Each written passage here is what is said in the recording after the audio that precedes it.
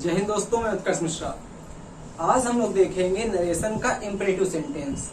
तो जिन बच्चों को हमारे, जिन भाइयों को हमारे इम्परेटिव सेंटेंस में दिक्कत होती है, ये हमारा पूरा वीडियो देखिए। आप इस वीडियो के बाद नरेशन के इम्परेटिव में कतई कंफ्यूज नहीं होंगे। आपका चाहे जिस एग्जाम में क्वेश्चन आया होगा, आप इस वीडियो के बाद उस क्वेश्चन को करने में समर्थ हो जाएंगे। ये हमारा आपसे वादा है। अगर हम बता दें, अगर आपको नरेशन बेसिक से पढ़ना है तो हमने लगभग उसके 2 से 3 वीडियो देखे हैं, जो आप लोग पूरे लगभग 12 से 15 घंटे पढ़ते हैं, रोज पढ़ा करते हैं लगभग हमारे नरेशन। वो हमने आपको पूरा का पूरा अपना प्रयास करा है लगभग 2 से 3 वीडियो बताने का।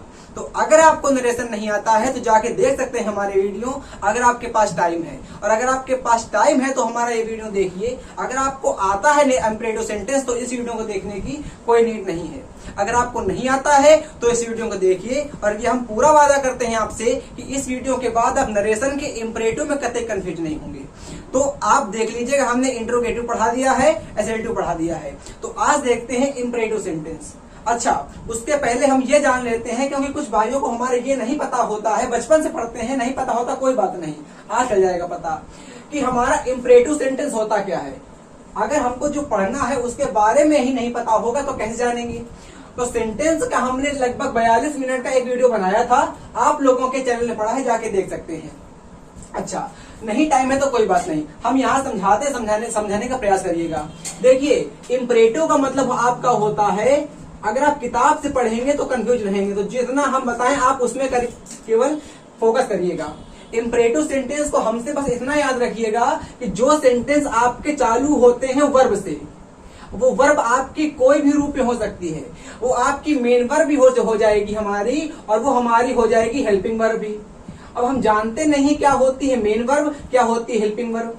तो हमसे जो पढ़ते होंगे परफेक्शन रूप से, उनको हमने बताया भी है। लेकिन अगर आप नहीं जानते तो सीखिए मेरे माध्यम से। मेन वर्ब हमारी वो होती है जो हम लोग अपने बॉडी पार्ट से करते हैं। मतलब अगर बॉडी पार्ट से आप लोग वर्क करेंगे, अगर आपकी बॉडी पूरे दिन में कुछ ना कुछ करेगी वर्क, तो वो हमारी होती है मेन वर्ब। अब अगर हेल्पिंग वर्ब को हम समझें तो ग्रामर में हमारी हेल्पिंग वर्ब 3 पार्ट की होती है। एक हमारी होती है प्राइमरी हेल्पिंग वर्ब, जिसको हम लोग प्राइमरी ऑक्सिलरी भी कहते हैं। एक हमारी होती है मोडाल्स के रूप में, और एक हमारी होती है सेमी मोडाल्स के रूप में। इनको हम लोग नहीं पढ़ते हैं, हम लोग देखते हैं प्राइमरी मोडाल्स को, मतलब हम लोग देखते हैं प्राइमरी ऑक्सिलरी को। तो ये आपकी होती है 24। अगर बात करते हैं हम लोग इस am are was were do does did have had, ये हमारी नहीं, सॉरी, ये हमारी होती है केवल 11। ये हमारी होती है 11। मोडाल्स आपकी होती है 10, सेमी मोडाल्स आपकी होती है 3। तो इनको मिलाने से हमारी हेल्पिंग वर्ब होती है 24। तो आपको इतना गहन अध्ययन की नीड नहीं है। आपको नहीं आता कोई बात नहीं, आज केवल आप इतना याद जानिए कि जो सेंटेंस हमारे चालू हो जाएंगे वर्ब से, उनको हम लोग कहेंगे इम्परेटिव सेंटेंस। तो देखो, सीख जाओ। अगर ये नहीं आएगा तो नरेशन नहीं सीख पाओगे। हमने आपसे कहा डोंट मेक अ नॉइज। क्या कहा हमने आपसे कहा डोंट मेक अ नॉइज। अब हमारे भाई इसी में कंफ्यूज होते हैं कि सेंटेंस आपका कौन सा टाइप का है। अगर आपको नरेशन पढ़ना है तो सेंटेंस के आपके टाइप एकदम आपको अच्छे से पता हो, तभी हम नरेशन को अच्छे से क्लियर कर पाएंगे। तो आपका 3rd नंबर का पार्ट आता है हमारा इम्परेटिव सेंटेंस। हमने असर्टिव को और इंट्रोगेटिव को एकदम अच्छे से कंप्लीट करवा दिया है। हम देखेंगे अगर इम्परेटिव सेंटेंस को, जो सेंटेंस हमारे चालू होते हैं वर्ब से, उनको हम कहते हैं इम्परेटिव सेंटेंस। आप अपना दिमाग, अपनी इथिक्स कतई न लगाइएगा, नहीं। कुछ सबसे सरल मेथड हमारा होता है कि जो सेंटेंस आपके चालू होते हैं वर्ब से, उनको हम कहते हैं इम्परेटिव सेंटेंस। इतना आ गया तो क्लियर अच्छे से हो गया। तो आप देख रहे होंगे यहाँ पे लगा हुआ है हमारा डू। डू हमारी एक प्रकार की होती है वर्ब। अब इसको डू को हम लोग मेन वर्ब भी कहते हैं, हेल्पिंग वर्ब भी कहते हैं। अब ये आप अभी ना जानिए कि हमारी डू कब होती है मेन वर्ब, कब होती है हेल्पिंग वर्ब। हमारा थोरो केवल इसमें है कि आप इतना जानिए कि डू हमारी होती है केवल वर्ब। डू हमारी मेन वर्ब और हेल्पिंग वर्ब तो बाद में होगी, पहले इसको हम कहेंगे वर्ब। अब जब इसको हम वर्ब से कहेंगे तो ये सेंटेंस आपका चालू हो गया वर्ब से, तो इसको कह देंगे हम लोग डोंट मेक अ नॉइज, इसको हम लोग कह देंगे, है ना, इसको हम लोग कह देंगे इम्परेटिव सेंटेंस। अच्छा, इसके बाद हमने कहा आपसे ओपन द डोर। हमने कहा आपसे ओपन द डोर। अब ओपन द डोर हमने कहा तो यहाँ पे हमारा ओपन लिखा हुआ है। ओपन का मतलब होता है दरवाजा खोलो। दरवाजा आप खोलोगे तो हमारा इंपरेटिव हो जाएगा। अब कुछ भाइयों को इसमें कंफ्यूजन हो रहा होगा कि डोंट मेक अ नॉइज को उन्होंने पढ़ा है हमारा, डोंट मेक अ नॉइज को उन्होंने पढ़ा है हमारा इंट्रोगेटिव सेंटेंस। तो इंट्रोगेटिव की सबसे पहली हमारी शर्त होती है कि लास्ट में हमारे क्वेश्चन मार्क आएगा। तो आप अपनी नंगी आंखों से देख रहे होंगे यहाँ पे हमारा क्वेश्चन मार्क तो आया नहीं हुआ है। तो जिस सेंटेंस में क्वेश्चन मार्क नहीं आया होगा तो अपने आप इंट्रोगेटिव नहीं होगा। पहली बात वो क्लियर हो गया। अच्छा, ये बात और याद रखिएगा कि अगर हम लोग डू और ना, डू को लिखना है, नॉट को लिखना है, हमने मानो आपसे कहा ये क्वेश्चन हमारा कॉमन एयर में आता है। जैसे हमने कहा डोंट ही नॉट, तो ये आपका सही हो जाएगा।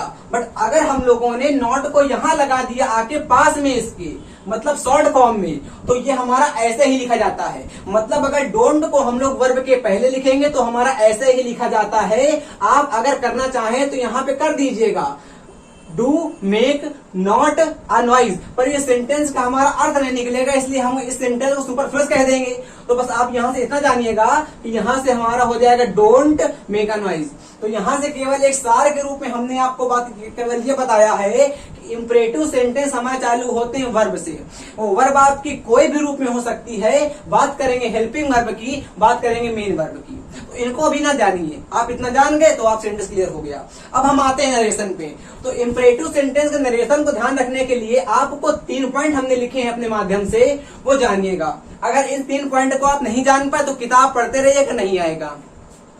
सारी किताब का पूरे भारत का संदर्भित एकदम जोड़ लगा दिया है। हमने कहा इंपॉर्टेंट पॉइंट है हमारे इंपरेटिव सेंटेंस को, इनको एकदम अच्छे से देखिएगा। हमने कहा अगर रिपोर्टिंग वर्ब को रिपोर्टेड स्पीच के सेंटेंस के आधार पर, हमने आपको पहले वीडियो में बताया है कि अगर हमारा कॉमा इन्वर्टेड कॉमा के कोई पार्ट अंदर लिखा रहता है और एक पार्ट हमारा लिखा रहता है बाहर, मतलब अगर कॉमा इन्वर्टेड कॉमा के अंदर लिखा रहेगा तो इसको हम लोग कहते हैं स्पीच, इसको हम लोग कह देंगे स्पीच। और अगर हमारा बाहर लिखा रहेगा, चूंकि इसमें से या सेड नामक वर्ब आती है, इसलिए इसको हम लोग कह देंगे वर्ब। अगर नाम कहेंगे तो ये हमारी स्पीच को रिपोर्ट करती है। रिपोर्ट का मतलब होता है बताती है, संदर्भित करती है, आदेश देती है, मैसेज देती है। जब मैसेज देती है तो रिपोर्ट करेगी, तो इसको हम लोग कह देंगे रिपोर्टिंग वर्ब। इसको हम लोग कह देते हैं रिपोर्टिंग वर्ब कह देते हैं। बस क्लियर हो गया। अच्छा, जो कॉमा इन्वर्टेड कॉमा के अंदर लिखा रहता है तो ये एक प्रकार की स्पीच होती है, क्योंकि इसमें हमारा सब्जेक्ट भी आता है, वर्ब भी आता है, हमारा ऑब्जेक्ट भी आता है। तो इसलिए हमने इसको कह देते हैं रिपोर्टेड स्पीच कह देते हैं। तो अब जिसको नहीं पता हो कोई दिक्कत नहीं, अब पता हो गया ना, चलो शाबाश। हमने कहा अगर आपके कॉमा इन्वर्टेड कॉमा के बाहर कोई पार्ट लिखा रहेगा, हमारी हो जाएगी रिपोर्टिंग वर्ब, अंदर लिखा रहेगा आपकी हो जाएगी रिपोर्टेड स्पीच हमारी हो जाएगी। हमने आपसे कहा है कि रिपोर्टिंग वर्ब को रिपोर्टेड स्पीच के सेंस के आधार पर बदलते हैं। जैसे सेंटेंस हमने कहा Radha advised to Meera, Radha said to Meera please give me physics notebook. Radha ने मीरा से कहा है कि हमको अपनी नोटबुक दे दो। अब ये हमारी हो जाती है रिपोर्टिंग वर्ब और इसको हम लोग कहते हैं रिपोर्टिंग स्पीच, रिपोर्टेड स्पीच कहते हैं।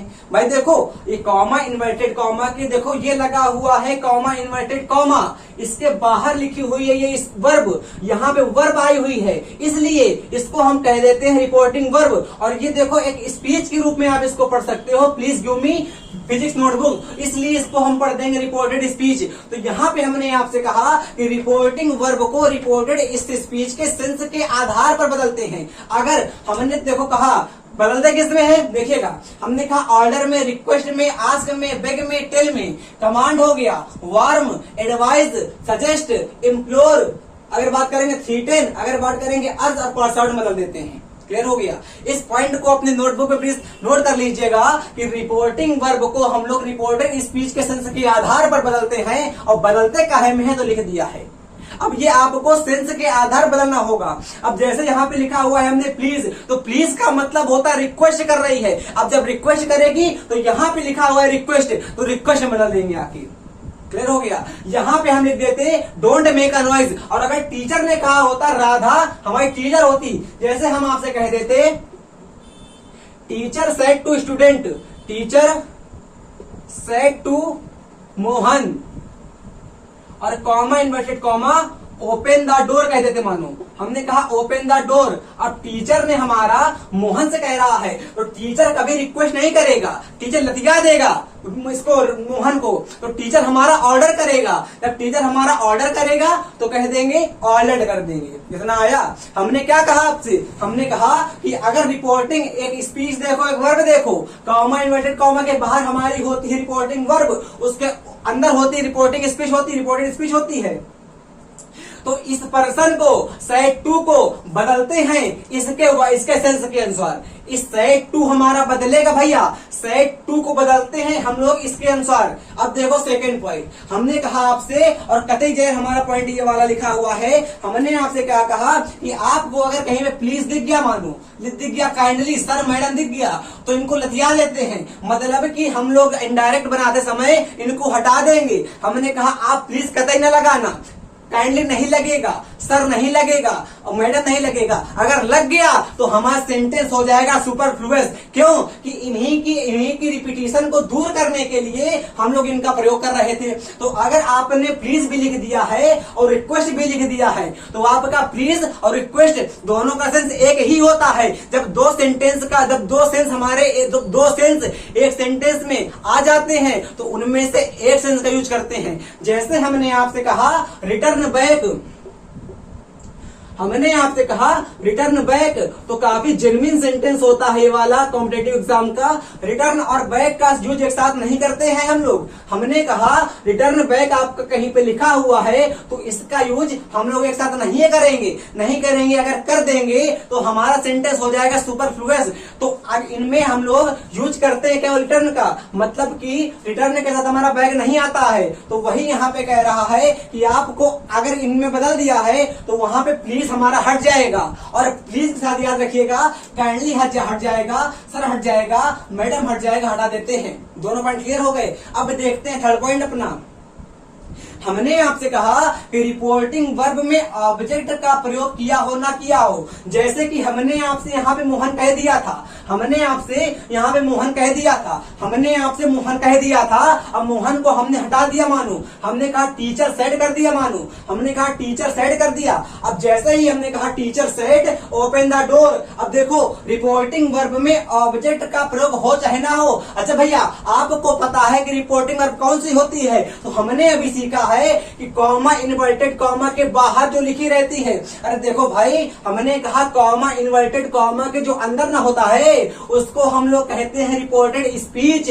उसके बाहर जो होता है इसको हम लोग कहते हैं रिपोर्टिंग वर्ब। भैया वर्ब कहे कहते हैं कि यहाँ पे देखो सेड लिखा रहता है, से होगा सेड होगा, इस प्रकार जब लिखा रहेगा तो वर्ब होता है। तो इसलिए हमने इसको कह दिया वर्ब। तो यहाँ पे लिखा भैया है हमने कि रिपोर्टिंग वर्ब में ऑब्जेक्ट का प्रयोग हो चाहे ना हो, मतलब कि कॉमा इन्वर्टेड कॉमा के पहले सेंटेंस में, कॉमा इन्वर्टेड कॉमा के पहले वाले कॉमा इन्वर्टेड कॉमा देखो लगा है नहीं लगा, आपने कहा बिल्कुल लगा है। तो इसके पहले वाले सेंटेंस में सब्जेक्ट का प्रयोग हो और चाहे ना हो। इसमें देखो हुआ है, इसमें नहीं हुआ, इसमें देखो सब्जेक्ट आया, इसमें देखो ऑब्जेक्ट का प्रयोग, ऑब्जेक्ट लिखा होगा। देखो ध्यान से, हमने कहा ऑब्जेक्ट का प्रयोग हुआ हो चाहे ना हुआ हो। तो यहाँ पे देख रहे हो, यहाँ पे हमारा यूज हुआ है और यहाँ पे नहीं हुआ है। उसके बाद क्या कहता है, परंतु इनडायरेक्ट बनाते समय रिपोर्टिंग वर्ब के ऑब्जेक्ट का प्रयोग जरूर करना चाहिए। मतलब कि अगर इस सेंटेंस को हम बदलेंगे इनडायरेक्ट में, या तो भैया इस सेंटेंस को हम बदलते हैं इनडायरेक्ट में तो हम लोग लगाते हैं, इसका सेंस को समझ के लगाते हैं हम लोग, मतलब इनडायरेक्ट बनाते हैं। तीनों आपको रूल क्लियर हो गए होंगे तभी सेंटेंस समझ में आएंगे। अगर नहीं क्लियर हुए होंगे रूल तो हमको सेंटेंस समझ में कतई नहीं आएंगे। तीनों पॉइंट वन शॉट रिवीजन में देखते हैं। हमने आपसे क्या कहा कि रिपोर्टिंग वर्ब को रिपोर्टेड स्पीच के सेंस के आधार पर ऑर्डर में ये वर्ड एकदम रटे हो आपको। अगर नहीं रट पाओ तो भाई पढ़ तो कम से कम सकते हैं ना हो, मेरे साथ पढ़ो ध्यान से। हमने कहा order, request, ask, beg, tell, command, warn, advise, suggest, implore, threaten और अर्ज परसाउड में बदल देते हैं। उसके बाद काइंडली, प्लीज, सर, मैडम इत्यादि वर्डों का यूज नहीं करते हैं। बता दिया क्यों नहीं करते हैं। अगर आपसे कोई पूछे ध्यान से बता देना, कहेंगे कर देंगे, सेंटेंस हमारा हो जाएगा सुपरफ्लुअस। रिटर्न को बैक से समझ सकते हैं। फिर हमने आपसे कहा कि रिपोर्टिंग वर्ब में ऑब्जेक्ट का प्रयोग हो और चाहे ना हो, परंतु अगर हम लोग उसको बनाएंगे इनडायरेक्ट में तो ऑब्जेक्ट का प्रयोग सेंस को समझ के करते हैं। इतना आ गया है। अगर ये आ गया होगा, रीढ़ की हड्डी है नरेशन के पैसिव वॉइस की। अगर ये तीनों पॉइंट क्लियर हो गए हैं तो अब हम बताते हैं आपको कतई जो है रूल, उनके रूल के हिसाब से आप एक एक नरेशन को बना पाओगे और बना नहीं पाओगे एग्जाम की धज्जियां उड़ा पाओगे।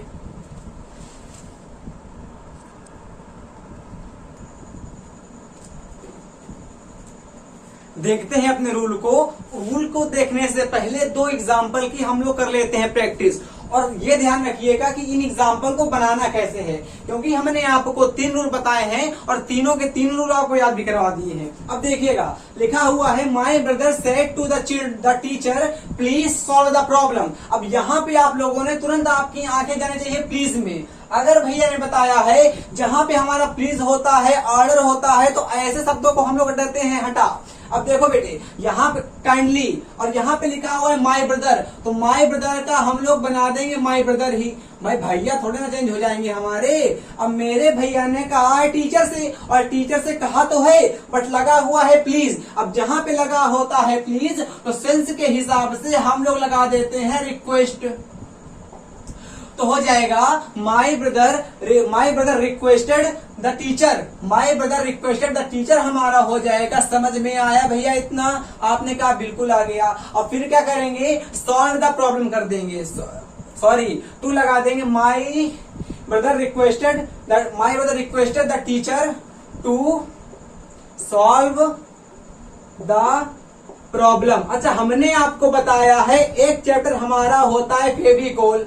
फेविकोल को हम लोग कहते हैं कंजक्शन। आपने देखा होगा एसेटिव में हमारा आता है दैट, इंट्रोगेटिव में हमारा आता है इफ या वेदर। यहाँ पर आपका आता है कंजक्शन टू। बस इसको आप याद कर लीजिएगा तो ये आपको क्लियर हो जाएगा। अब ये थोड़ी ना होता है कि इसका रूल लिखवा दें आपको अलग से, तो रूल लिखवाएंगे तो भरेगी कॉपी, समझ में आएगा नहीं। याद रखिएगा, हम फिर बताते हैं। जैसे आपको हमने पढ़ाया होगा असेटिव, तो असेटिव में हमने बताया है कंजक्शन आपका आता है दैट। हमने आपको बताया इंट्रोगेटिव, तो इंट्रोगेटिव में हमने बताया कंजक्शन हमारा आता है इफ आता है। हमने आपको बता रहे हैं इम्परेटिव, तो इम्परेटिव में हमारा कंजक्शन आता है टू। याद हो गया? तो यहाँ पे देखो कॉमा इन्वर्टेड कॉमा हटा, टू आ गया। क्लियर हो गया? अच्छा, हमने कहा my brother requested the teacher to solve this problem. अब कुछ हमारे भाई कहेंगे कि my brother requested to the teacher हो जाता सॉल्व दिस प्रॉब्लम, वो भी सेंटेंस सही होता। बट ये सेंटेंस कतई सही है, वो कतई सही ना होता। हमने आपसे कहा he said to me please help me, इसका आप लोग बना पाओगे? आपने कहा बिल्कुल हाँ। क्या बनेगा? इसका बनेगा ही रिक्वेस्टेड टू मी या he requested me to help me. Clear हो गया सेंटेंस अच्छे से? प्लीज हट जाएगा ना, प्लीज की जगह हमारा रिक्वेस्टेड आ गया। अब जहां प्लीज और रिक्वेस्टेड एक साथ तो आएगा नहीं, अगर आएगा सेंटेंस हमारा हो जाएगा सुपरफ्लुअस। और थर्ड सेंटेंस आप लोगों का लिखा हुआ है he said to me sir don't lean against the wall. अब यहाँ पे आपका वर्ड हमारा आया हुआ है डोंट, तो डोंट हमारा कतई कंफ्यूज करता है आगे एग्जाम में। तो डोंट को बनाने के हमारे 3 रूल होते हैं। मतलब कि अगर आपको कंजक्शन बनाना होगा डोंट से, तो डोंट को बनाने के आपके 3 रूल होते हैं। उसी को हम लोग कहते हैं निगेटिव इंपरेटिव नरेशन। मतलब कि इंपरेटिव सेंटेंस को जब हम बना देते हैं निगेटिव, तो उसका नरेशन हम कैसे बनाएंगे? होता क्या है जनरली, हमारा लिखा रहता है सब्जेक्ट के बाद वर्ब आती है और फिर कॉमा इन्वर्टेड कॉमा के बाद हमारा डोंट आता है। वर्ब की फर्स्ट फॉर्म आती है। अब ये याद रखिएगा, सबको पता भी होगा कि डोंट के बाद डू आ गया, नॉट आ गया तो हमेशा वर्ब की फर्स्ट फॉर्म आएगी, फिफ्थ नहीं आएगी। क्लियर ना हो गया? हमने कहा ऑब्जेक्ट, इसको बनाने के आपके 3 रूप होते हैं।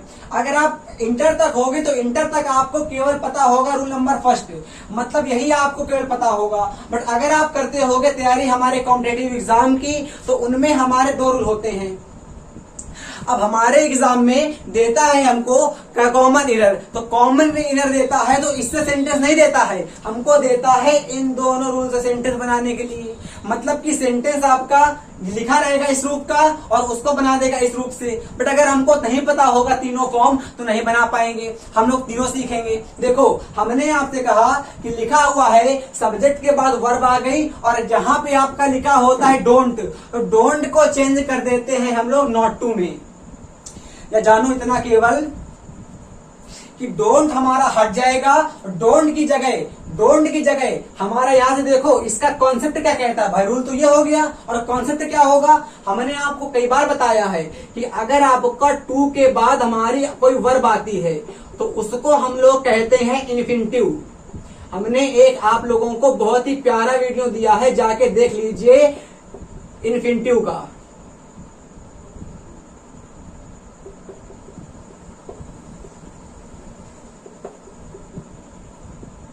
अच्छा, हमने उसका बहुत ही प्यारा दिया है वीडियो, जाके आप लोग देख सकते हैं। और इन्फिनिटिव को हम लोग कहते हैं नाउन, मतलब कि अगर आप लोगों की किसी वर्ब की फर्स्ट फॉर्म में हम लोग आगे टू को लगा देते हैं आके। हमने क्या कहा, हमने कहा आप लोगों से कि आप लोग कभी भी वर्ब की फर्स्ट फॉर्म के आगे टू लगा देते हैं आके, उसको हम लोग कहते हैं इन्फिनिटिव। इन्फिनिटिव एक प्रकार का नाउन होता है। और भैया ने हमको ये भी बताया है कि कोई सेंटेंस अगर आपका चालू होगा तो वो हमारा चालू होता है या तो नाउन से या प्रोनाउन से, इन्हीं दोनों को हम लोग कहते हैं सब्जेक्ट।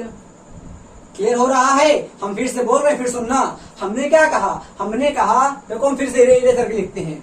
हमने आप लोगों से कहा कि अगर आप लोगों का कभी भी किसी वर्ब की फर्स्ट फॉर्म के आगे हमारा आता है टू तो उसको हम लोग कहते हैं इन्फिनिटिव कह देते हैं,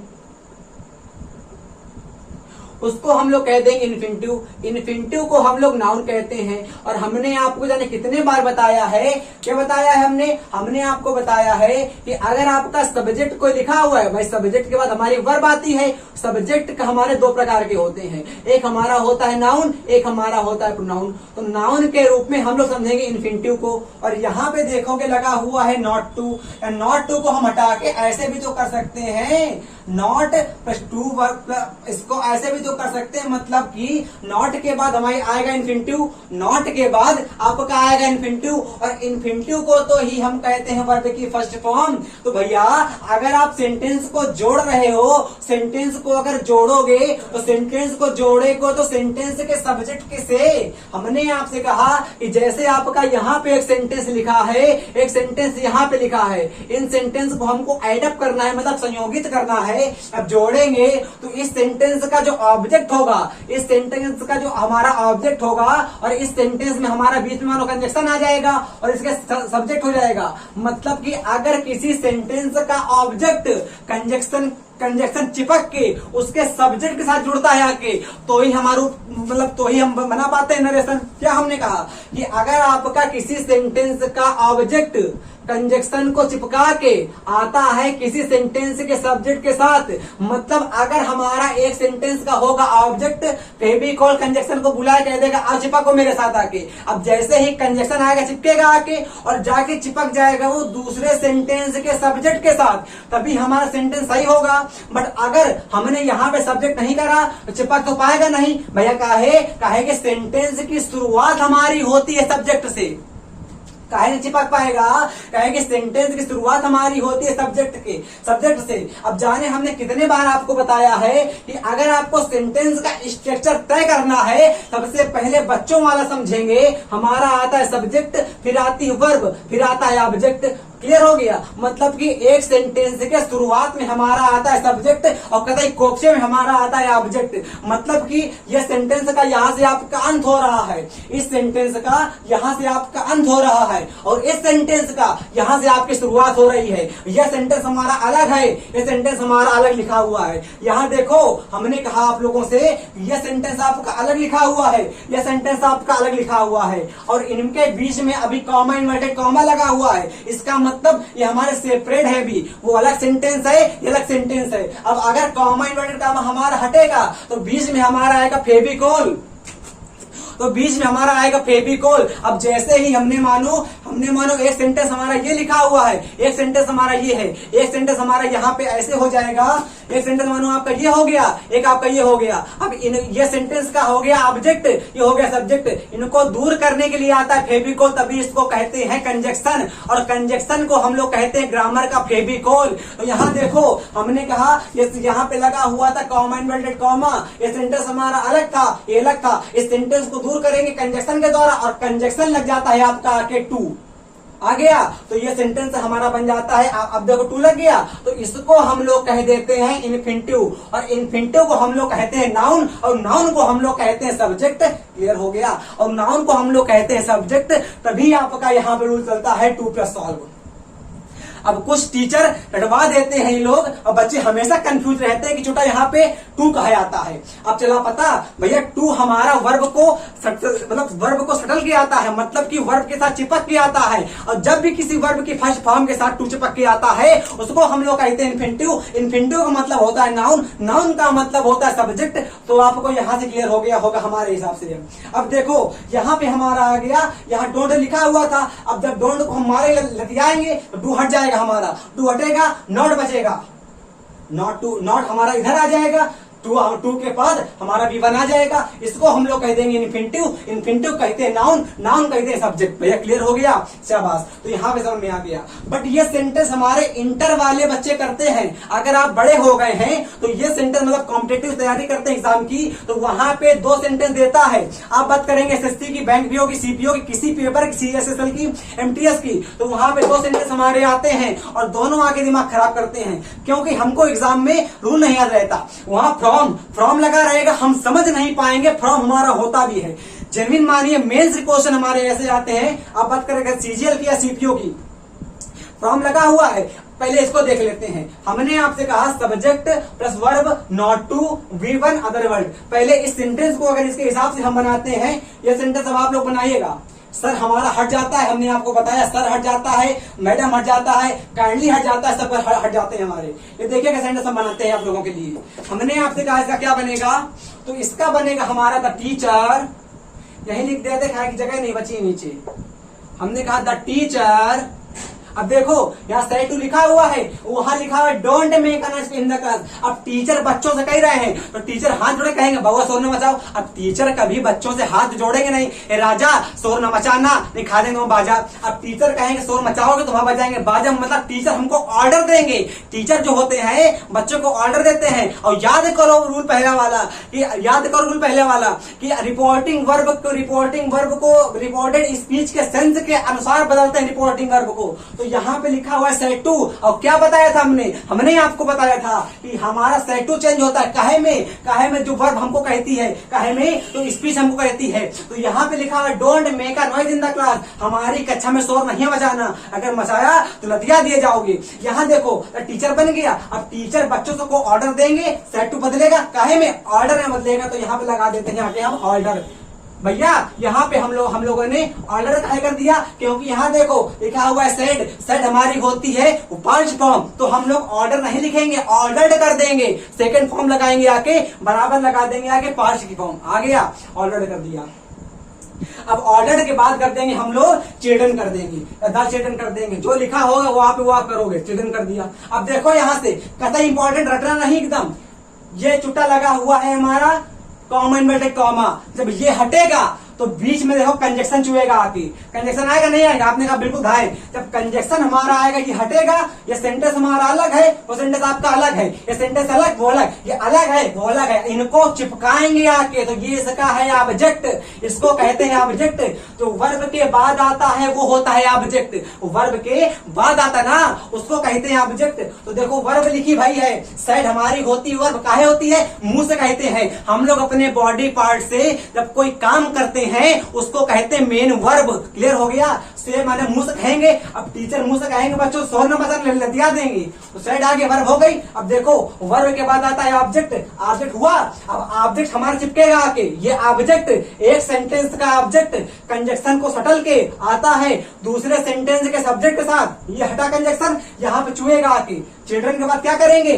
चिल्ड्रन के बाद हम लोग कर देते हैं आके टू कर दे, चिल्ड्रन के बाद कर देंगे आके नॉट, और फिर कर देंगे आके टू, अब फिर कर देंगे आके मेक। और ये रूल का बताते हैं टीचर, नॉट टू नहीं होता है, नॉट टू हमारा रूल नहीं होता है। होता क्या है? ये छुट्टी हमारी होती है, ये इसको कहते हैं हम लोग, इसको कहते हैं इन्फिनिटिव। इन्फिनिटिव हमारा होता है नाउन, इसलिए यहाँ पे हमारा ये हो जाता है नाउन। टू मेक हो गया, अब कर देंगे annoys in the class, annoys हो जाएगा और इन द क्लास हो जाएगा। ये सेंटेंस का सार गर्भित रूप ये होता है, और हमेशा रखते हैं आप लोग, कुछ रट के होता नहीं है। एक बार फिर बताते हैं, सुनिएगा।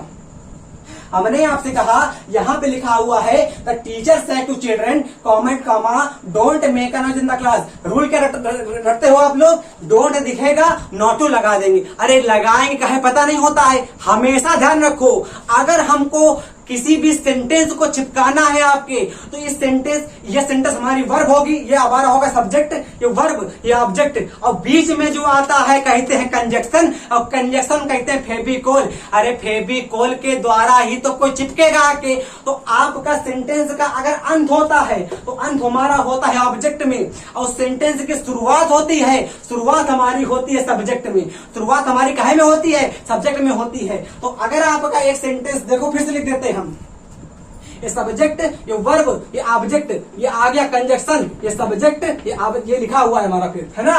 तो आपका ऑब्जेक्ट ऐसे बनता है rule, object plus conjunction plus subject. तो यहाँ पे देखो हो जाएगा द टीचर, टीचर हो गया। अब सेट टू, रूल नंबर पहला हमारा, अगर रिपोर्टिंग वर्ब के रिपोर्टिंग वर्ब को बदलते हैं रिपोर्टेड स्पीच के सेंस के अनुसार, टीचर कह रहे हैं बच्चों से, जब टीचर कहेंगे तो टीचर ऑर्डर देंगे, तो कह देंगे ऑर्डर कहे कहा, कि यहाँ पे देखो पास्ट लिखा हुआ है, तो पास्ट ऑर्डर हो गया। और मेक ऑर्डर चिल्ड्रन कर देंगे। अब कर देंगे आके नॉट, नॉट कहे कर दिया, कहे कि हम लोग नॉट लगा देंगे पहले। अगर नॉट हम लोगों ने लगा दिया बीच में तो हमारी नाउन ब्रेक हो जाएगी। अगर हम लोगों ने इसको बीच में लगा दिया आके तो हो जाएगा हमारा to not make, to not, अरे यार हमारा हो जाएगा टू, फिर हो जाएगा नॉट, और फिर हो जाएगी मेक, और हमारी नाउन हो जाएगी ब्रेक। आपका सेंटेंस हो जाएगा ब्रेक, आपका सेंटेंस भी हो जाएगा गलत। काहे के लिए? हमारी नाउन को बनाने का तरीका होता है इन्फिनिटिव। इन्फिनिटिव को हम लोग कहते हैं टू प्लस वर्ब की फर्स्ट फॉर्म, और टू मेक यहाँ पे आया हुआ है। या नॉट या टू जो है नॉट के पीछे नहीं लगा, मेक के आगे लगा है, वो मेक को लेगा। नॉट जो टू हमारा आया ना है वो नॉट को नहीं लेगा, वो मेक को लेगा आके, हो जाएगा make a noise in the class. आपका सेंटेंस फर्स्ट पार्ट से बन चुका है। ये आप लोगों ने, हम उम्मीद करते हैं कि रूल रटा नहीं होगा। अब दो हमारे रूल और बचे हैं, इनको भी हम इस पार्ट से बना के आपको दिखा देते हैं ताकि आपके कान में फ्यूज ना हो, मतलब कि आप कंफ्यूज ना हो। देखिएगा यहाँ पे V4 है, V4 को आप लोग जानते होंगे मेन वर्ब की फोर्थ फॉर्म से, इसको हमने पढ़ाया भी है। हम लोग लगा देते हैं ING। अब देखो बनाते हैं, दिमाग कतई खोल के नहीं रखो दिमाग। हमने आपसे कहा इसका बनेगा द टीचर। अब क्या बनेगा? देखो हम बार बार बोल रहे हैं, रटना कतई नहीं, कोई पूछे बता देना धाय से।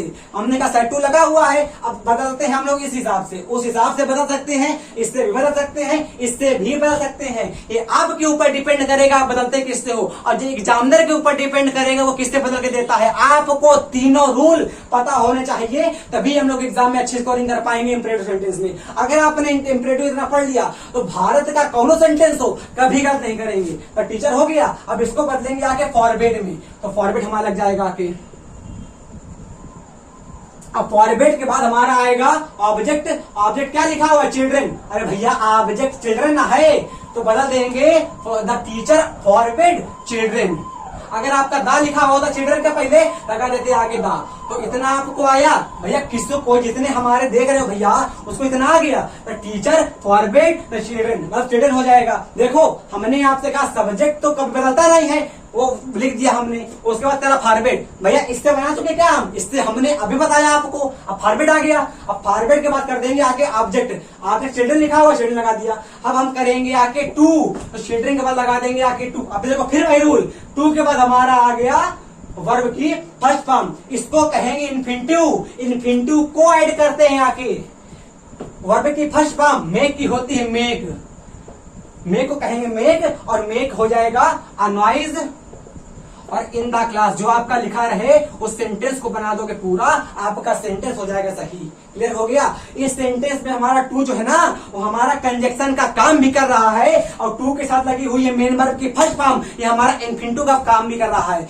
मतलब कि टू हमारा इस सेंटेंस में कंजक्शन भी हो जाएगा, और हमारा, और टू के बाद अगर मेक ना आया हुआ है तो इसको हम लोग कह देंगे नाउन। क्लियर हो गया भैया। अब देखो इससे हम बनाते हैं हम लोग प्रोहिबिट से, ये भी आपको क्लियर हो गया होगा। अब ऊपर बना देते हैं हम लोग, है ना।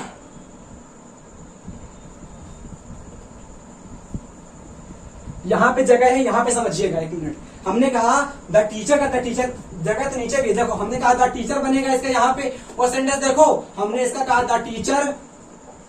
अब साइड टू को बदलते हैं प्रोहिबिट में या प्रिवेंटेड में। अब जिसको आपको लगाने का मन हो वो लगा देना, हम लगा देते हैं आप लोगों के लिए प्रिवेंटेड, दोनों सही हो जाएंगी। ऑब्जेक्ट वहां पे दिया हुआ है चिल्ड्रन, हमने लगा दिया चिल्ड्रन। फिर लिखा हुआ है फ्रॉम, तो भाई देखो ऑब्जेक्ट तो आपका दिया ना हुआ है चिल्ड्रन, इतना तो पता ही ना रखो, फिर लगा दिया आके फ्रॉम।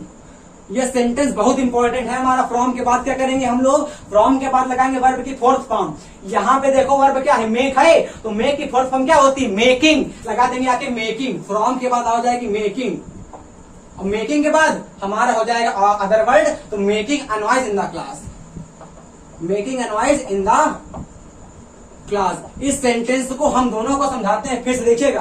हमने आपसे कहा the teacher said to the children don't make noise in the class. आपका रूल नंबर पहला हमने बताया, अच्छे से फरिया दिया। अब सुनो second rule, the teacher forward. अगर हम आपको चेंज करेंगे फॉरवर्ड के हिसाब से तो कुछ नहीं करते हैं, आप तीनों रूल को याद कर डालो। ऑब्जेक्ट हो जाएगा, फिर आएगा टू, फिर आएगी वर्ब की फर्स्ट फॉर्म, फिर हमारा आएगा अदर वर्ड। टीचर फॉरवर्ड आ गया, देखो फॉरवर्ड लगा, फॉरवर्ड आ गया, और फिर आएगा ऑब्जेक्ट, यहाँ पे लिखा हुआ है चिल्ड्रन, आ जाएगा चिल्ड्रन, फिर लिखा हुआ है टू, तो टू आ गया आप लोगों का।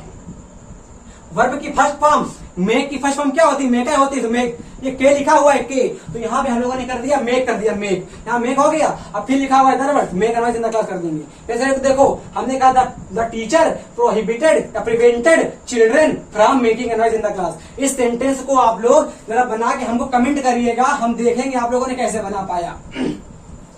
अगर आप लोगों ने समझा इंपरेटिव अच्छे से, तो एक भी सेंटेंस आप जिस भी किताब करिए, एक भी सेंटेंस आपका इंपरेटिव का नहीं बचेगा। अब आपके दो और बचे हैं, एक हमारा होता है ऑपरेटिव सेंटेंस, एक आपका होता है एक्सक्लेमेटरी सेंटेंस। पेपर में हमारा आजकल सबसे ज्यादा पूछा जाने वाला टॉपिक है ऑपरेटिव सेंटेंस, क्योंकि इंट्रोगेटिव और असेटिव सबको आते हैं। कंफ्यूज हम लोग होते हैं ऑपरेटिव में और एक्सक्लेमेटरी में। एक्सक्लेमेटरी में गुड मॉर्निंग वाले में, गुड इवनिंग वाले में और गुड आफ्टरनून वाले में, वहां पर कंफ्यूज होते हैं, तो उनको भी हम आज जल्दी से अच्छे से कंप्लीट करवा देंगे। अगर आप लोगों ने यहां तक देखा है तो बताइएगा हमको कैसा लगा वीडियो। अच्छा, जब हमारा पूरा कंप्लीट हो जाएगा तो हम लगभग इन सभी सेंटेंसों की एक अच्छा सा वीडियो ले आएंगे आप लोगों के लिए। इसमें आपकी असेटिव की अलग, इंट्रोगेटिव की अलग, इंपरेटिव की अलग, एक्सक्लेमेटरी की अलग, ऑपरेटिव की अलग प्रैक्टिस होगी, तो आपका नरेशन एक भी सेंटेंस नहीं बचेगा। हम उम्मीद करते हैं कि यहां तक आप लोगों को समझ में आया होगा। अगला वीडियो आने के लिए, मतलब अगला वीडियो बहुत जल्द आएगा। हम बता दें आप लोगों के लिए कि हमने आप लोगों के लिए वोकैबुलरी का सेशन चालू किया है, जिसमें आपका एक वीडियो कंप्लीट हो गया है। उसमें लगभग हमने 150 वर्ड करवाए हैं, 100 से 150 वर्ड आपको एक घंटे में करवाए हैं। अगर आप उस वीडियो को पूरा देखेंगे तो 150 वर्ड आपको एक घंटे में याद हो जाएंगे हमेशा के लिए। उसमें फ्रेजल वर्ब भी है, हमारी साइनोनिम्स भी हैं, आपके एंटोनिम्स भी हैं। जितनी आपकी इंपॉर्टेंट वोकैब्स आपकी एग्जाम में आती है कॉम्पिटिटिव एग्जाम में, सारी हमने करवा दिया है। अगर नहीं देखा आप लोगों ने, जाके देखिएगा, लिंक आपके डिस्क्रिप्शन में है। अगला वीडियो आने के लिए जय हिंद, जय भारत, वंदे मातरम।